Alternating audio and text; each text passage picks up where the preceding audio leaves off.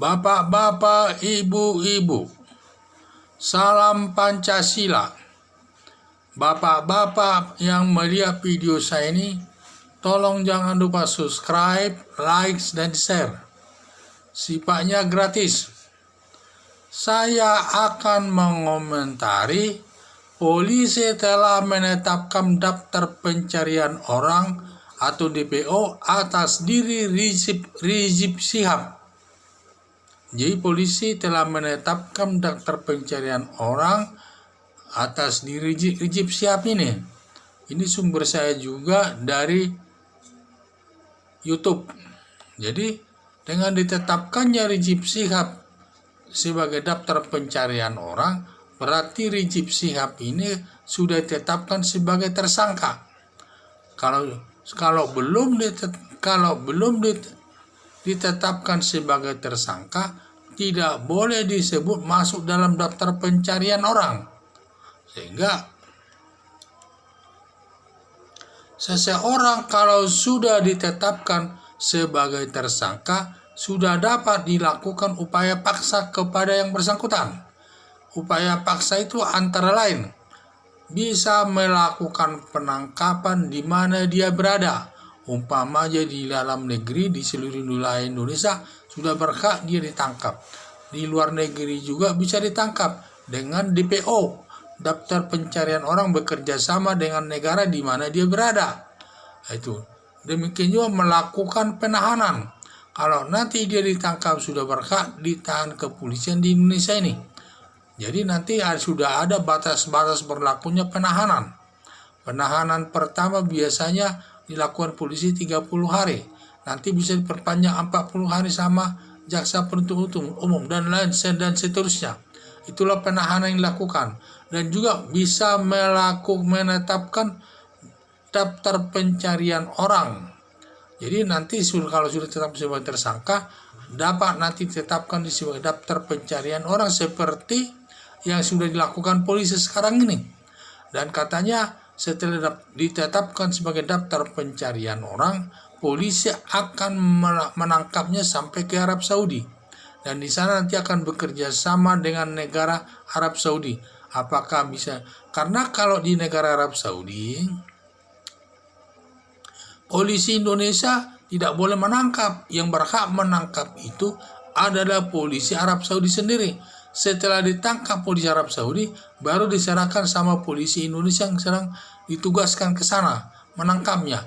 Setelah ditangkap di sana dibawa ke Indonesia ini. Itu prosedur hukumnya. Jadi kita tidak boleh sembarangan menangkap orang di negara lain. Tetap harus dijaga hubungan baik. Dan juga biasanya kita harus koordinasi dengan negara Arab Saudi kalau mau polisi menangkap daripada Rizik Syihab dari Arab Saudi. Ya itulah ya kalau mau.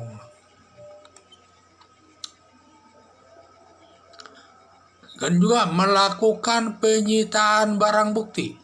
Jadi nanti kalau ada nanti dalam kasusnya itu ada barang buktinya, polisi berhak melakukan penyitaan barang bukti atas izin pengadilan. Di mana barang buktinya ada, yaitu nanti polisi yang mencari. Barang bukti itu bisa macam-macam jenisnya. Bisa berupa pakaian, bisa berupa celana, bisa berupa baju, bisa berupa benda-benda, benda mati, benda hilang, dan sebagainya. Banyak jenisnya, jutaan jenisnya daripada barang bukti.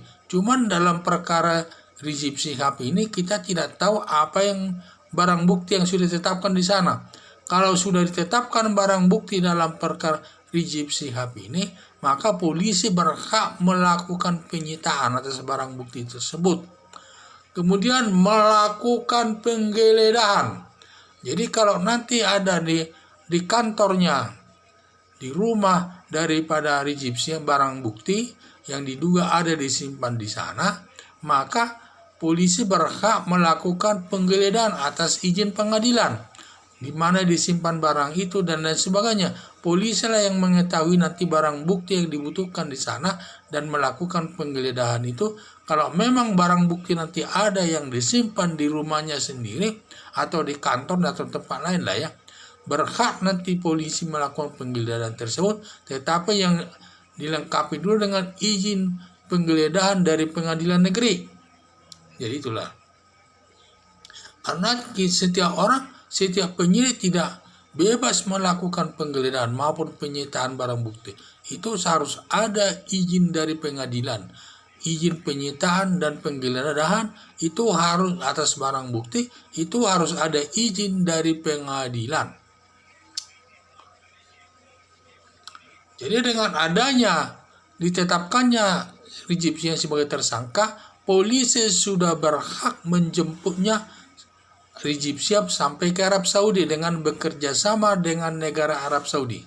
Dan nanti negara Arab Saudi, polisi setempat yang melakukan penangkapan di dalam negerinya Arab Saudi. Setelah ditangkap, diserahkan kepada polisi yang ditugaskan membawa orang itu ke Indonesia. Dan di Indonesia nanti diproseslah hukumnya dan lain sebagainya. Jadi itulah yang saya lihat. Jadi Rizik Syihab ini sudah ditetapkan polisi dalam daftar pencarian orang. Berarti dia sudah ditetapkan polisi sebagai tersangka. Maka sudah berhak polisi melakukan upaya paksa kepada Rizik Syihab, baik dalam bentuk penahanan, penangkapan, penyitaan, dan penggeledahan, dan lain-lain. Sekian dan terima kasih.